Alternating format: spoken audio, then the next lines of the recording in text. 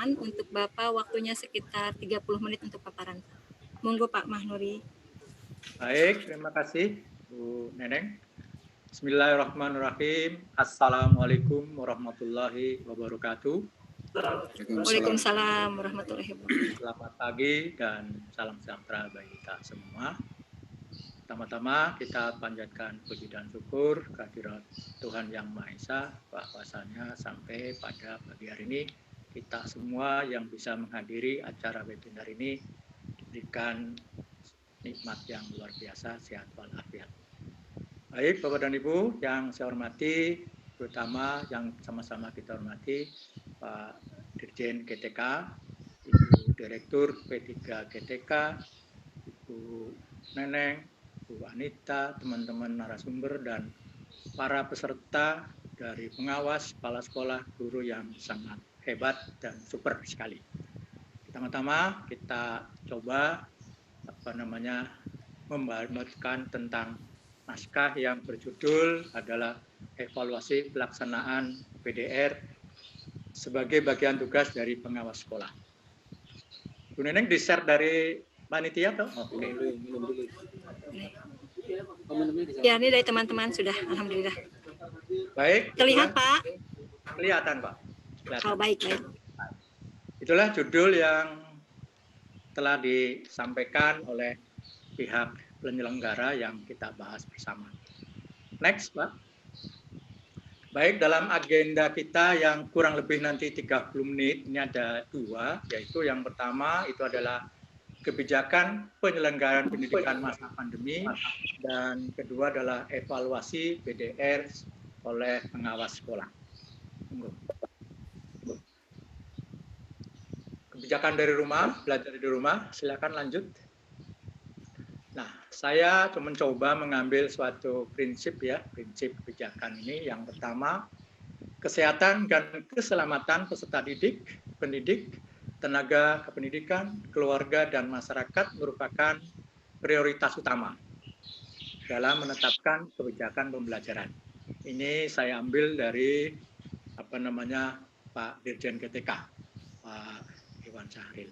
Lalu yang kedua, tetap mengusung Merdeka Belajar, kemerdekaan berpikir, terutama esensi kemerdekaan berpikir yang harus ada di guru dahulu sebagai garda terdepan pendidikan. Ini saya kutip juga dari Mas Nadiem, yaitu Mendikbud kita. Lanjut. Kebijakan pendidikan di masa pandemik ini. Yang pertama, itu landasan ini adalah SK Presiden nomor 12 tahun 2020 tentang penetapan bencana nasional penyebaran corona sebagai bencana nasional. Lalu yang kedua adalah surat edaran Mendikbud nomor 3 tahun 2020 tentang pencegahan COVID-19 pada satuan pendidikan, dan yang ketiga surat edaran Mendikbud nomor 4 tahun 2020 tentang pelaksanaan kebijakan pendidikan dalam masa darurat penyebaran COVID-19, lalu Perdijen 1520 pedoman penyelenggaraan belajar dari rumah dalam masa darurat penyebaran corona.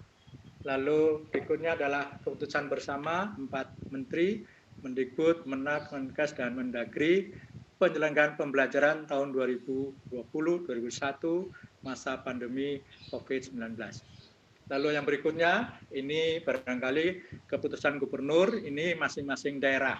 Ya, masing-masing daerah biasanya ada dari turunan dari aturan di atasnya, maka gubernur akan memberikan aturan. Misalnya di sini adalah keputusan gubernur DKI nomor 735 dan sebagainya.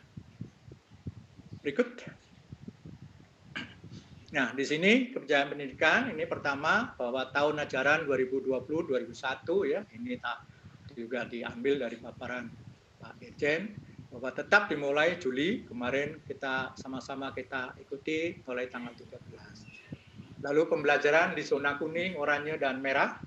Ya, untuk daerah yang berada di zona kuning, oranye, dan merah dilarang melakukan pembelajaran tatap muka di satuan pendidikan. Satuan pendidikan pada zona tersebut tetap melanjutkan belajar dari rumah. Nah, ini ternyata bahwa ada 94% peserta didik di zona kuning, oranye, dan merah. Sekitar 420 9 kabupaten. Hanya 6% saya didik di zona hijau. Ya. Lanjut barangkali. Nah, ini adalah proses dengan keputusan dimulainya belajar tatap muka untuk kita didik ya. Di sini tadi ada surat edaran Mendikbud nomor 4, keputusan 4 menteri dan pedoman penyelenggaraan pembelajaran. Nah, di sini dimulailah dari pembatalan, pembelajaran dari rumah dan sebagainya dan sebagainya. Ini yang ada yang sudah dan ada yang belum lagi evaluasi. Lanjut. Lanjut, Mas. Ya. Pembelajaran dari rumah ini kalau saya ambil dari surat edaran nomor 4 tahun 2020 ya, bahwa melalui pembelajaran daring atau jarak jauh dilaksanakan untuk memberikan pengalaman belajar yang bermakna bagi siswa tanpa terbebani tuntutan menuntaskan seluruh capaian kurikulum baik untuk naik kelas maupun kelulusan. Ini yang harus kita pelajari betul, pahami betul teman-teman, kepala sekolah, pengawas, dan guru bahwa di dalam surat edaran ini sudah pasti bahwa yang penting di sini adalah pengalaman belajarnya dan jangan terlalu terbebani oleh kurikulum. Lalu yang kedua, difokuskan pada pendidikan kecakapan hidup, antara lain mengenai pandemi COVID-19 dan implementasi dalam kehidupan sehari-hari. Tadi kita juga sudah melihat satu tayangan yang luar biasa, bagus ya, bahwa itulah salah satu contoh kecakapan hidup dan inilah yang diterapkan pada kita sebagai pengawas, nanti kepala sekolah juga pada siswa-siswa kita. Lalu aktivitas dan tugas pembelajaran belajar dari rumah dapat bervariasi. Nah, bervariasi antar siswa sesuai minat dan kondisi masing-masing, termasuk mempertimbangkan kesenjangan akses fasilitas belajar di rumah. Jadi ini betul-betul peran kita sebagai pengawas dalam apalagi kita di seluruh Indonesia yang memiliki kesenjangan juga sangat tinggi, fasilitas belajar setiap sekolah juga sangat-sangat berbeda sehingga dan juga di dalam satu kelas pun, dalam satu rombongan belajar pun juga belum tentu semuanya sama. Sehingga nanti dalam evaluasi kita, di dalam baik kepala sekolah maupun guru ini adalah harus betul-betul tahu bagaimana jumlah siswa yang mempunyai akses, yang tidak, dan sebagainya. Lalu yang berikutnya adalah bukti atau produk aktivitas belajar di rumah diberi umpan balik yang bersifat kualitatif dan berguna bagi guru tanpa diharuskan memberikan skor dan nilai kuantitatif. Nah, ini juga sangat-sangat penting harus disampaikan kepada teman-teman kepala sekolah maupun guru karena memang boleh katakan kalau kuantitatif ini agak sulit, tetapi kalau memang kualitatif ini luar biasa. Lanjut barangkali Bapak dan Bu. Nah, ini adalah PJJ dan PDR. Ada yang katakanlah apa sih pengertian PJJ dan PDR? Pembelajaran jarak jauh, PJJ adalah pembelajaran dengan menggunakan suatu media yang memungkinkan terjadi interaksi antara pengajar, guru, dan pembelajar. Yang memungkinkan pembelajaran atau siswa belajar dari rumah, termasuk juga gurunya. Gurunya juga dari rumah, bisa dari sekolah, siswanya juga dari rumah, dan sebagainya. Nah, disinilah antara PJJ dan PDR, belajar dari rumah. Berikut. Nah, ini juga saya ambil persis di dalam surat edaran Pak Menteri bahwa apa yang membedakan antara daring dan luring ya, daring dan luring. Saya ambil contoh ini kelihatannya kalau daring itu adalah bertatap. Nah, di sini ada penjelasan berikutnya kalau PJJ dalam jaringan ya, daring atau online itu daring dengan kegiatan tatap muka virtual. Contohnya PJJ melalui Vicon, Webex, Team dan sebagainya. Lalu daring tanpa kegiatan tatap muka. Nah, misalnya di sini adalah virtual kelas maya, LSM, LMS. Ya, ini ada contohnya dan sebagainya. Lalu sedangkan yang luring atau offline ya, PJJ luar jaringan. Ini yang harus kita kadang-kadang juga belum tentu seolah-olah kalau kita sudah menggunakan televisi, radio itu adalah masuk daring. Ternyata juga tidak. Ya, bahwa di sana kalau luring dengan media ada dua jenis ya, luring dengan media elektronik, contohnya misalnya televisi. Nah, kenapa kok dengan televisi termasuk dengan luring? Ya karena kita tidak bisa berinteraksi. Radio atau video pembelajaran, walaupun video pembelajaran dibuat oleh guru, disampaikan kepada peserta didik, peserta didik mengamati dan sebagainya, itu betul dengan media, tetapi tidak dengan daring, tetapi dengan luring. Nah, yang kedua, luring dengan media non elektronik. Yang pertama tadi dengan elektronik, yang non elektronik. Contohnya adalah dengan buku, lembar kerja, modul, dan buku paket. Nah, disinilah dari 4 ini kira-kira nanti mana yang paling cocok. Walaupun dalam satu kelas pun juga kadang-kadang bisa ada mungkin dalam satu kelas 32 orang, misalnya ada beberapa orang yang tidak mempunyai jaringan. Nah, ini bisa dengan cara-cara yang seperti ini. Next. Nah, alternatif pembelajaran dari rumah, ya, alternatif pembelajaran dari rumah. Di sini adalah ada moda, alokasi, KD, materi, media. Nah, tadi barangkali modanya bisa memilih daring atau luring, tetap interaktif yang berorientasi tetap pada hot, frekuensi tatap muka virtual. Ini juga perlu dibatasi karena memang melihat, mengamati dan sebagainya kelengkapan daripada teman-teman dari guru dan juga peserta didik. Alokasi waktu pada atau CPL sesuai dengan struktur kurikulum itu memang tetap, tetapi jumlah menit setiap CPL bisa dikurangi. Misalnya, kalau misalnya yang pembelajaran biasa 60 menit dari 45 menit atau sekitar 25 sampai 3 menit per CPL-nya. Jadi tidak harus jam tatap mukanya itu harus, kalau misalnya di SMP 40 ya 40, SMA jam 45, ini bisa saja dikurangi dari CPL-nya. Sehingga perhitungan dengan mengajar guru tetap dapat dipenuhi. Kalau dia dengan menggunakan katakanlah 45 sesuai dengan mungkin juga akan jadi lebih sore. Lalu KD atau materi. Nah, KD-nya juga sama, bisa diambil yang UKRK, urgen, kontinuitas, relevan, dan kebermanfaatan. Jadi tidak semuanya harus disampaikan. Yang dirancang untuk pembelajaran dengan pendekatan tematik. Ini juga monggo saja, silakan. Lalu dengan media, mungkin modul luring, modul daring, pembelajaran interaktif, Google Classroom, Team, dan sebagainya. Ini barangkali adalah alternatif dari bisa yang diamati untuk teman-teman nanti bisa diterapkan. Lanjut. Ya. Beban belajar pada PDR dan masa pandemi. Nah, ini adalah saya perbandingkan begitu. Kalau yang isolasi normal demikian dan sekarang pada pandemi, ya, apa yang memuat dan meliputi jumlah jam belajar dialokasikan untuk pembelajaran mata pelajaran misalnya SMA dapat menggunakan pendekatan tematik yang selama ini barangkali tidak bisa saja digunakan. Menetapkan kegiatan yang harus diikuti peserta didik dalam 1 minggu, semester, dan 1 tahun pembelajaran misalnya 6 bulan. Apa saja yang kegiatan ini? Kegiatan tatap muka, paralel virtual meeting, maksimal 2 kali per mapel untuk setiap mapel misalnya. Ini contoh saja, ya. Jadi supaya jangan sampai seluruh guru inginnya adalah tatap muka, inginnya virtual meeting dan sebagainya. Nah, kalau tidak dibagi ini barangkali nanti juga bisa numpuk, anak-anak itu bisa mengerjakan semuanya adalah tiap hari dengan dengan daring, sehingga kemungkinannya ada yang keberatan dari segi kuota dan sebagainya.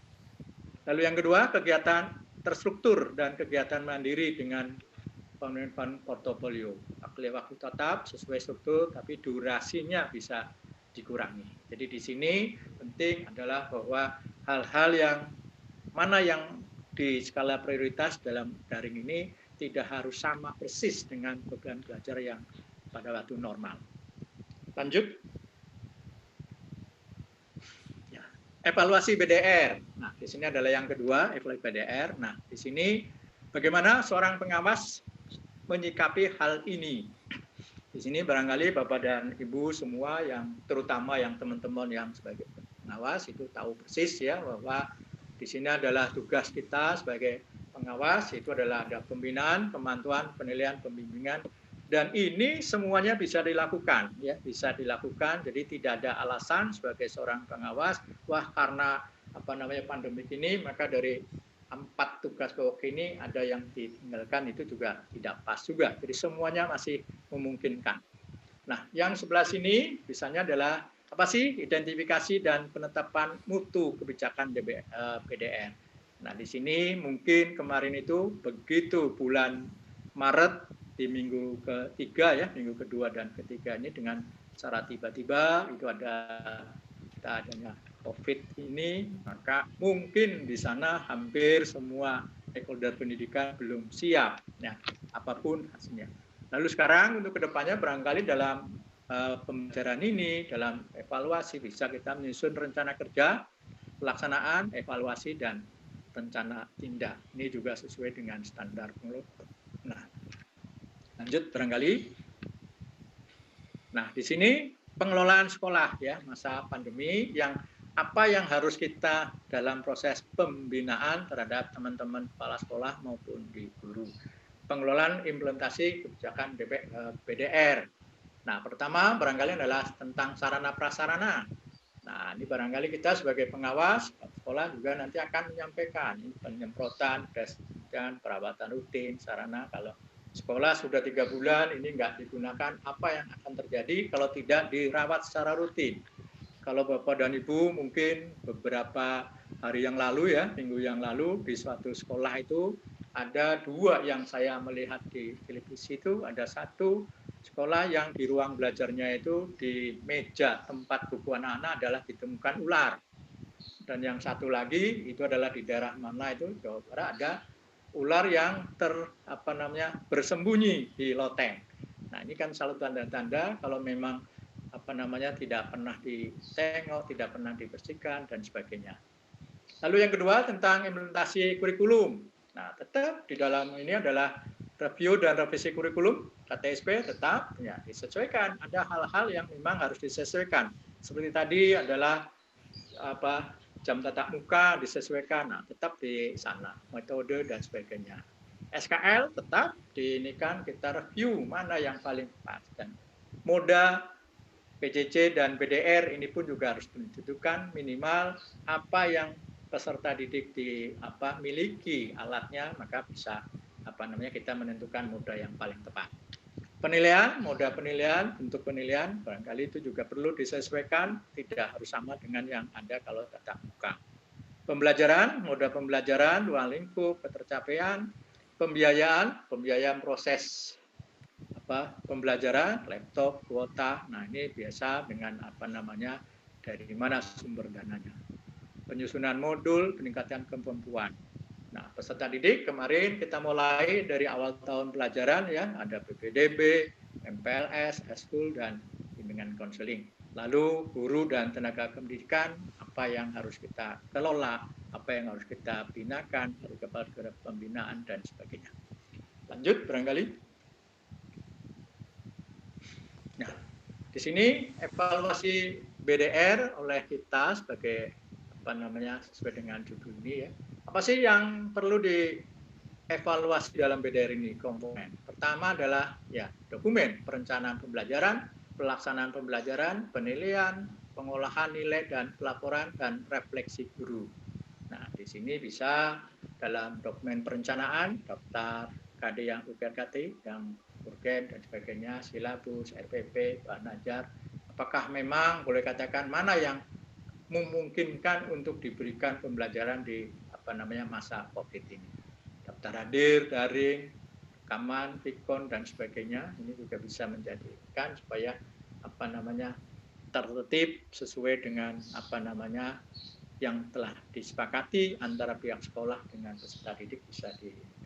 Penilaian adalah ya kita lihat KD UKRK yang mana ada kisi-kisi ini bisa instrumen penilaian, naskah soal atau luring daring dan link penilaian jika menggunakan daring. Lalu pengolahan nilai pelaporan ini juga bisa kita evaluasi. Lalu yang terakhir refleksi guru.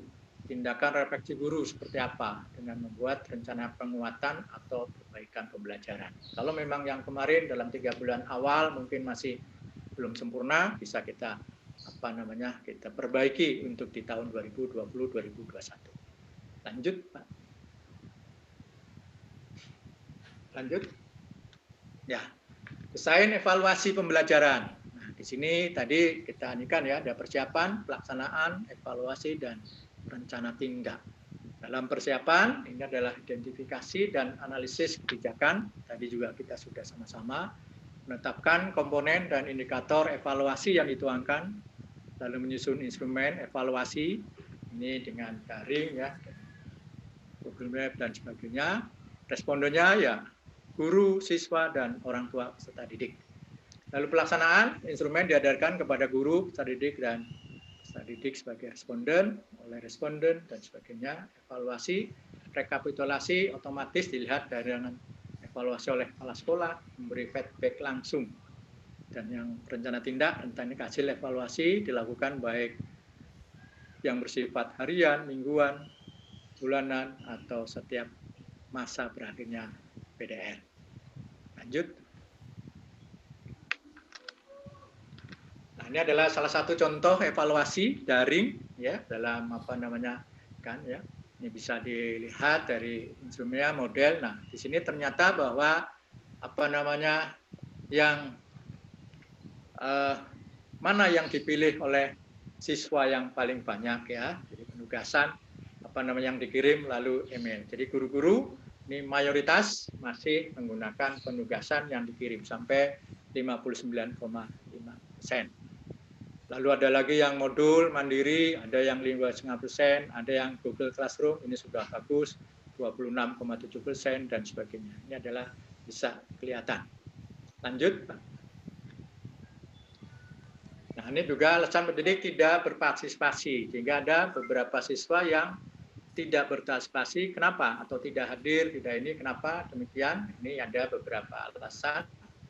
Kan adalah sakit, itu adalah 4,8%. Ada yang izin kepentingan lain, masih ini ya, urgen itu 5,5%. Tanpa keterangan, ini cukup banyak ya, sampai 23,6%. Ada kendala daya dukung, ya internet dan sebagainya, ini cukup tinggi, yaitu adalah 20,1%. Tidak hadir, tidak semua, ini sampai 58,2%. Lanjut, Pak.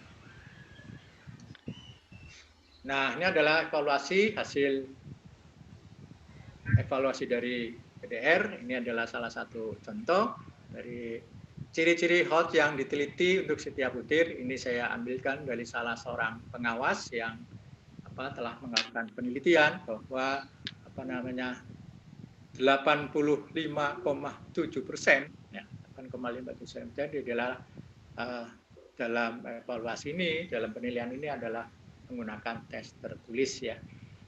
Nah, di sini level kognitif yang diukur C5, C4, C5, C6, adanya data informasi kontekstual sebagai stimulus baik disajikan. Jadi luar biasa, ini guru-guru juga sudah menggunakan alat evaluasi ini. Lanjut barangkali. Ya, tindak lanjut hasil evaluasi. Nah, ini berikutnya adalah contoh tindak lanjut hasil evaluasi yang kemarin, apa yang harus kita siapkan dalam rangka pembinaan terhadap kepala sekolah maupun guru. Nah, ini saya coba kemarin itu untuk dibuatlah semacam seperti ini, misalnya pembagian tugas guru dan tenaga pendidikan, kapan, medianya apa, siapa yang mengerjakan, dan hasilnya seperti apa. Pembagian kelas, menyambut kelas, memberikan info awal tahun pelajaran, ini perlu disampaikan. Kita sebagai pengawas, kepala sekolah, guru ini juga perlu tahap-tahap ini. Menyambut peserta didik. Nah, ini juga karena kalau di SMP kelas 7, di SMA itu kelas 10, dan di SD itu juga kelas 1. Nah, ini kan bagaimana kita belum kenal dan sebagainya, baik guru dan sebagainya. Nah, ini adalah kira-kira kapan, medianya apa, ya minimal WA begitu ya. Wali kelas barangkali misalnya kelengkapan peserta didik, data perangkat, data peserta didik terkendala. Nah, ini solusinya apa? Kira-kira begitu satu kelas ada 30 orang misalnya. Data-data ini hasilnya bisa mengetahui data yang punya HP, laptop, data terkendala, dan sebagainya. Informasi sekolah misalnya apa? Misalnya informasi umum, jadwal pelajaran, PDR, tata tertib. Nah, tata tertib ini juga tertib sekolah seperti biasa dan juga tertib pada waktu BDR. Harus seperti apa? Apakah siswa mengikuti apa yang harus diikuti dari awal pagi sampai ini? Apakah nah, ini juga perlu disamakan persepsinya. Dan siapa yang menyampaikan? Barangkali bisa wali kelas dan sebagainya. Lalu pelayanan pendidikan dimulai dari MPLS, PDR, Eskul, dan sebagainya. Lanjut, Pak. Contoh. Nah, ini contoh langkah misalnya persiapan. Yang tadi itu pembuatan perangkat pembelajaran dan sebagainya. Nah, ini biasanya adalah dengan grup PA dan sebagainya. Nah, ini adalah guru. Lanjut, Pak. Nah, ini misalnya komponen WA. Siapa aja yang harus ada di dalam WA yang mungkin peserta didik, guru mapel, wali kelas, staf kesiswaan, kurikulum, BK dan sebagainya. Ini pun seandainya adalah teman-teman ada yang guru dan sebagainya atau siswa yang punya WA, paling tidak juga ada bisa melibatkan orang tua teman-teman terutama yang di SD. Ya, kalau mungkin SD kan belum biasa menggunakan HP. Kalau di SMA, SMK, SMP mungkin sudah terbiasa. Lanjut, Pak. Nah, ini adalah salah satu contoh skenario PDR tahun ini, tahun misalnya 2020-2021. Misalnya di sini apa sih kira-kira yang akan kita lakukan dalam proses katakanlah pembelajaran yang secara singkat. Jadi 5 menit pertama apa? Nah, ini menit-menit ini monggo silakan sesuaikan dengan jumlah jam pelajaran sesuai dengan yang ditentukan oleh sekolah. Apa kegiatan intinya apa, penutup dan sebagainya. Ini adalah sedikit supaya lebih singkat dan sebagainya. Lanjut, Pak. Nah, ini adalah peran dalam PDR. Di sini misalnya ada peran kepala sekolah, peran dan sebagainya. Di sini misalnya dalam peran kepala sekolah persiapan apa? Pelaksanaan, evaluasi. Nah, di sini tetap ada evaluasi. Jadi evaluasi tidak harus dari pengawas, tapi juga mulai dari guru dan kepala sekolah dan sebagainya. Di sini perencanaannya apa?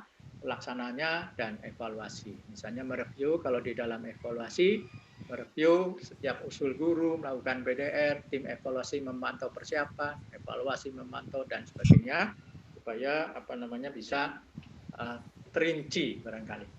Lanjut, saya tidak inikan semua. Nah, ini adalah contoh evaluasi dari guru, peran dari guru apa? Ya, menyiapkan dari persiapan dari 1 sampai 11 Juli, disiapkan materi dan sebagainya. Nah, pelaksanaan juga dengan evaluasi. Guru di dalam evaluasi ini melakukan evaluasi diri terhadap pelaksanaan yang dilakukan, merencanakan strategi baru, melakukan evaluasi hasil pembelajaran. Ini adalah peran daripada guru dalam PDR. Lanjut, Pak. Nah, ini orang tua, peserta didik, perlu juga ada perannya. Persiapannya apa? Mengikuti, mencermati informasi sekolah, ya, supaya dari awal tadi menyiapkan perangkat PDR, misalnya yang punya laptop, HP, buku, modul, dan lain-lain begitu, menyiapkan. Lalu juga pelaksanaannya seperti apa? Membimbing, mendampingi peserta didik. Nah, ini boleh katakan yang tiba-tiba ya seorang orang tua boleh katakan harus siap membimbing dan mendampingi peserta didik, terutama di teman-teman di SD tanpa orang tua ini agak kesulitan dan sebagainya. Lalu evaluasinya memberikan masukan dan saran untuk pelaksanaan PDR selanjutnya. Apa yang masukan orang tua terhadap kita, terhadap guru, sekolah, pengawas itu juga sangat-sangat penting ya. Berkomunikasi aktif dengan sekolah terkait dengan perkembangan putra-putrinya selama mengikuti PDR. Nah, ya, ini adalah peran daripada orang tua. Berikut. Nah, ini adalah peran dari pengawas. Ya, pengawas sekolah kita ya. Jadi persiapannya melakukan monitoring kesiapan sekolah dalam pelaksanaan PDR. Jadi siap atau tidak, memberikan motivasi arahan pada kepala sekolah dan guru, laporkan kendala yang dialami, laporkan kesiapan, memberikan bimbingan, pembinaan dan saran, memastikan keterlaksanaan PDR di hari pertama, lalu melakukan komunikasi rutin dengan kepala sekolah. Pelaksanaannya seperti itu. Nah, evaluasinya barangkali di sini adalah membuat resume hasil monitoring keberhasilan PDR daring. Sekolah binaannya memberikan solusi bila ada permasalahan dalam kegiatan PDR, membuat laporan kegiatan PDR, menganalisis, menindaklanjuti hasil analisis MONEP dan melakukan komunikasi. Ini adalah dari peran dari pengawas dan evaluasi dari pengawas. Lanjut, Pak.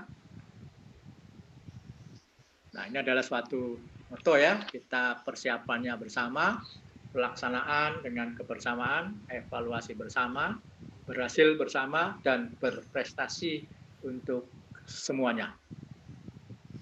Barangkali itu Bapak dan Ibu semua, teman-teman peserta semua yang bisa saya sampaikan. Mohon maaf kalau ada